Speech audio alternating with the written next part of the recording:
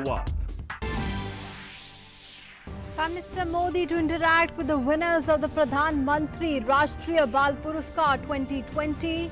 The children are the winners in the field of art and culture, innovation, scholastic, social service, sports and bravery. The Prime Minister to also interact with the tableau artists, tribal guests and the NCC cadets. Campaigning intensifies for Delhi Assembly elections. The senior BJP leader and Home Minister Amit Shah to hold 3 rallies in the national capital.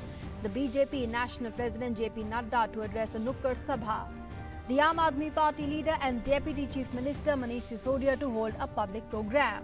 Today is the last day for the withdrawal of the nominations. Union Minister Giriraj Singh calls for a tapping of livestock potential in Jammu during Centre's public outreach program. Assures full central support in promotion of the progressive sector.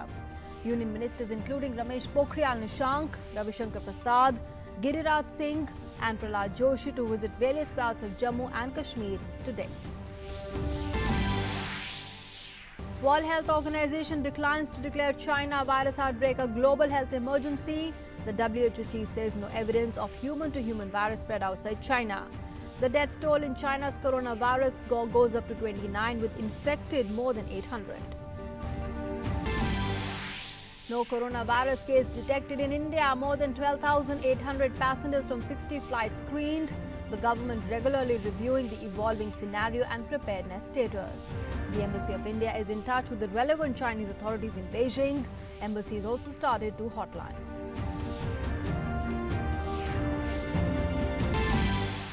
In sports news, India to take on New Zealand in the first of 5 T20 internationals at Auckland. The men in blue would like to make a winning start with their tour against the Kiwis.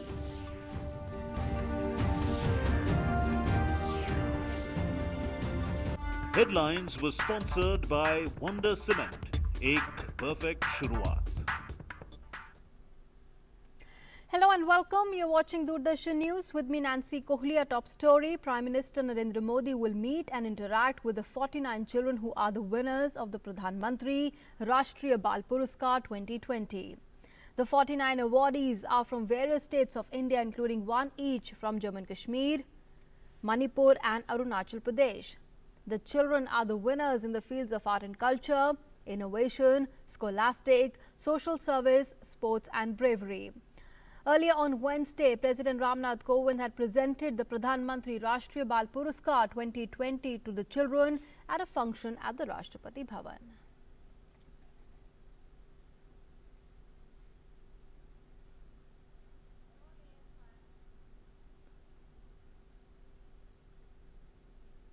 Prime Minister Modi will also interact with over 1,730 tribal artists, NCC cadets, NSS volunteers and the tableau artists who are going to participate in this year's Republic Day celebrations at a home event later on in the day today. The electioneering is gaining momentum for the forthcoming Delhi Assembly elections, with prominent leaders of different political parties hitting the ground to woo the voters. Senior BJP leader and Union Home Minister Amit Shah will hold 3 rallies in Mustafabad, Karawal Nagar and Gokhalpuri. BJP National President JP Nadda will address Nukkad Sabha in Pandav Nagar and Vishwas Nagar. And the leaders of other parties are also holding rallies in support of their candidates. The Aam Aadmi Party leader Manish Sisodia will address public meeting in Dwarka and Harinagar. Today is the last date for the withdrawal of nominations for the candidates of the Delhi Assembly elections. The single-phased elections will be held on the 8th of next month, while the counting will take place on the 11th. And earlier on Thursday, senior BJP leader and Union Minister Amit Shah addressed a rally as well as roadshow, slamming the Kejriwal government at a rally in Patiala. Amit Shah said that the Delhi Chief Minister only made promises to break them. Highlighting the achievements of the Modi government, Amit Shah said it was the centre that gave ownership rights to over 40 lakh people living in the unauthorized colonies. He later led a roadshow in the Uttam Nagar area of Delhi.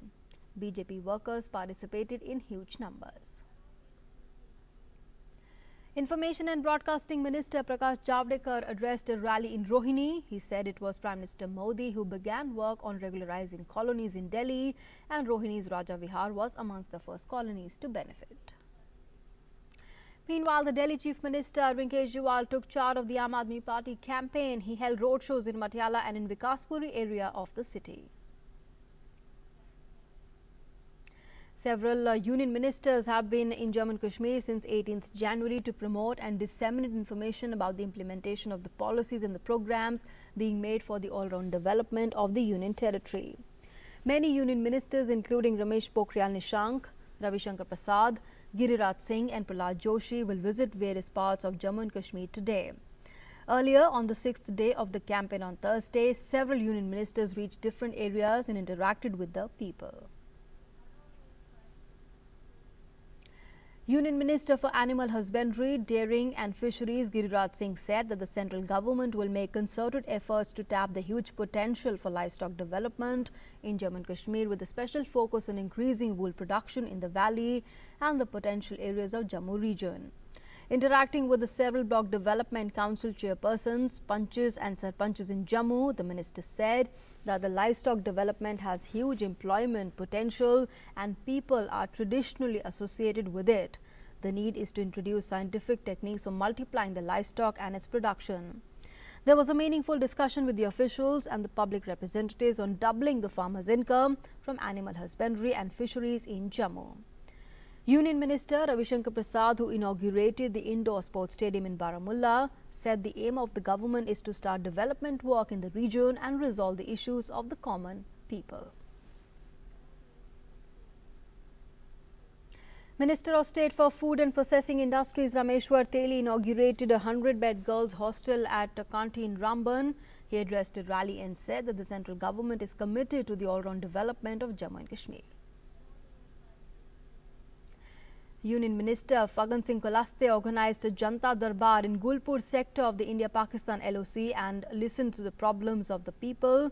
The Minister of State for Home Affairs G. Kishan Reddy also addressed a rally in Manigam and informed about the government's initiatives. Moving on now, India has reacted sharply to Pakistan Prime Minister Imran Khan's remarks on Kashmir made in Davos. The External Affairs Ministry has said that the claims made by him are baseless and contradictory, and the global community sees through his double standards. The remarks only depict Pakistan's disappointment over the failure to internationalize the Kashmir issue. Imran Khan made the statement in Davos, where he met with the US President Donald Trump on the sidelines of the World Economic Forum. And responding to his remarks, India said if Pakistan wants a peaceful relations with India, it should take concrete action against terror.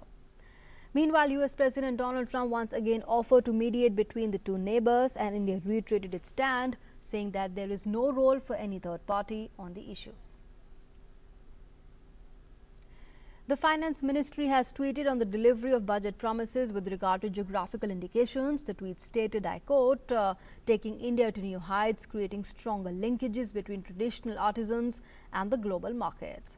The government has launched a mission of linking creative industry with the economy, and wherever it requires, protecting the intellectual property rights, taking it to the national and the international market front.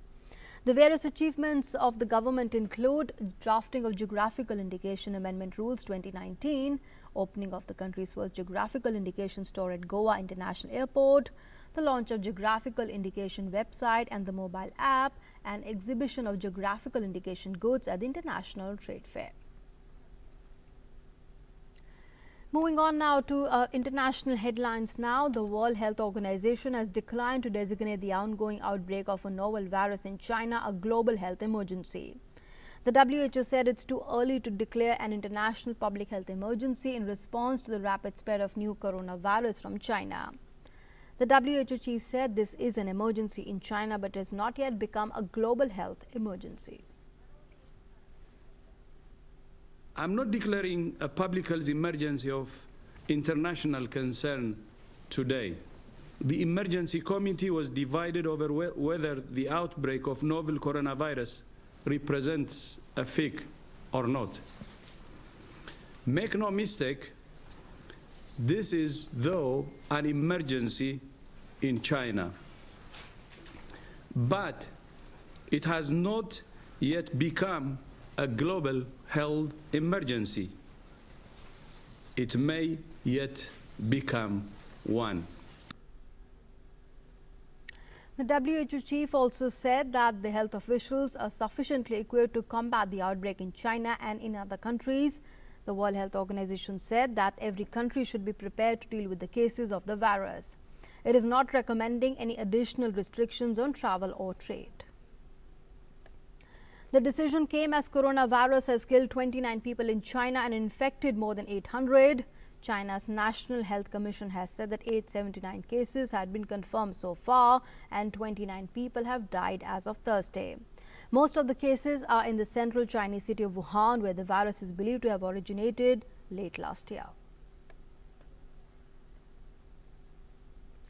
In an unprecedented move to contain the coronavirus, China on Thursday locked down 5 cities including Wuhan, suspending all the public transport, dampening the celebrations of the Lunar New Year. These cities have been hit by closures of cafes, cinemas, theatres and exhibitions. The city officials have asked people in these cities to not leave.